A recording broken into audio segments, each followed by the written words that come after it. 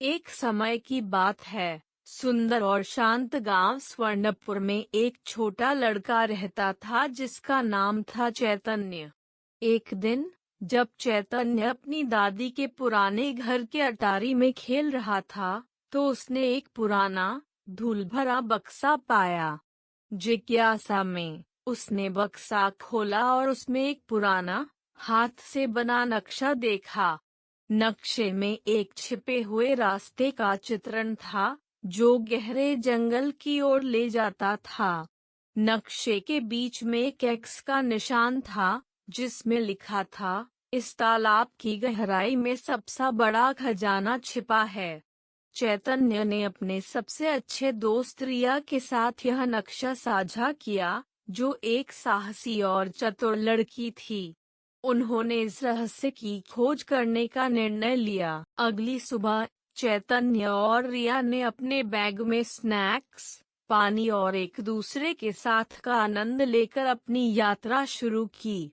जंगल में प्रवेश करते ही उन्हें कई जादुई जीव मिले, बोलने वाले जानवर, चमकते हुए परियां और एक शरारती स्प्राइट नाम का टिंकर, जिसने अपनी मजेदार चालों और मजाकिया टिप्पणियों से उनकी यात्रा को हंसी खुशी भरा बना दिया। जंगल के भीतर चैतन्य, रिया और टिंकर एक रहस्यमयी पत्थर के गोल घेरे पर पहुंचे।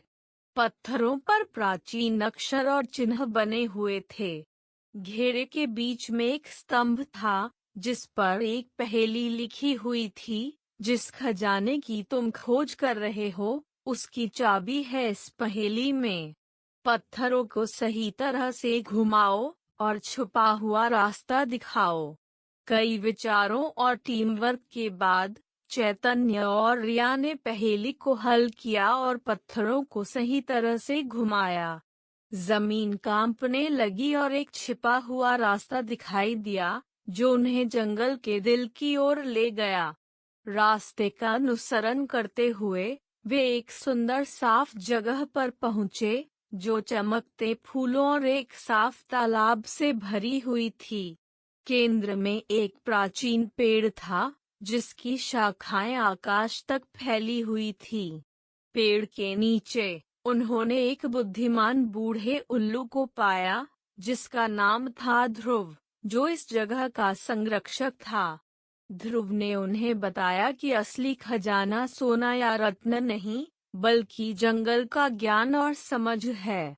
उसने उन्हें जंगल की कहानियां सुनाई, जिससे उन्हें प्रकृति, दोस्ती और दुनिया की सुंदरता को संरक्षित करने का महत्व समझ आया। जैसे ही वे ध्रुव की कहानियों को सुन रहे थे, एक काली छाया ने साफ जगह को घेर लिया। एक लालची खजाना शिकारी जिसका नाम था बलराम, जो गुप्त रूप से उनका पीछा कर रहा था, अंधेरे से बाहर आया। उसने तालाब का रहस्य जानने के लिए ध्रुव को पकड़ने की कोशिश की। चैतन्य, रिया और टिंकर ने ध्रुव की बहादुरी से रक्षा की, अपने बुद्धि और सीखे हुए सबक का उपयोग करके बलराम को मात दी।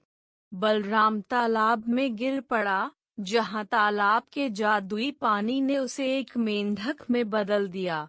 बलराम को हराने के बाद ध्रुव ने चैतन्य, रिया और टिंकर को एक विशेष उपहार दिया, जादुई बीज, जिन्हें जब रोपित किया जाएगा तो वे पेड़ों में बदल जाएंगे और जंगल के ज्ञान को साझा करेंगे।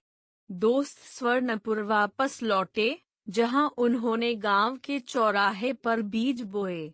पेड़ तेजी से बढ़े और जल्द ही गांव उन्हीं जादू और चमत्कार से भरा हुआ था जो उन्होंने जंगल में अनुभव किया था। सीखा हुआ सबक। चैतन्य और रिया गांव के रक्षक के रूप में जाने गए, जो गांव वालों को प्रकृति की सराहना और सम्मान करना सिखाते थे। जादुई पेड़ अपने ज्ञान को साझा करते रहे और गांव समृद्ध और प्रकृति के साथ सामंजस्य में बढ़ता गया। तालाब की रहस्यमय यात्रा ने उन्हें एक महत्वपूर्ण सबक सिखाया, सबसे बड़े खजाने भौतिक वस्तुएं नहीं, बल्कि ज्ञान, दोस्ती और अनुभव होते हैं जो हम रास्ते में पाते हैं।